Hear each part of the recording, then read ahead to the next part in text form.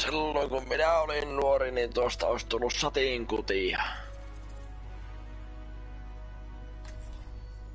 Juuri minua selkää. Ois tullut vyöstä, saatana.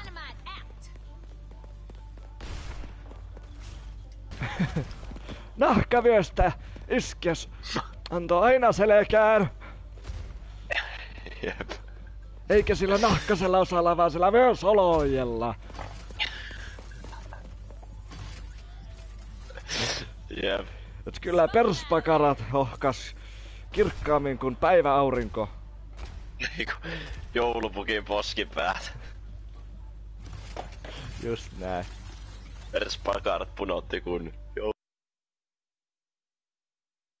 poskipäät.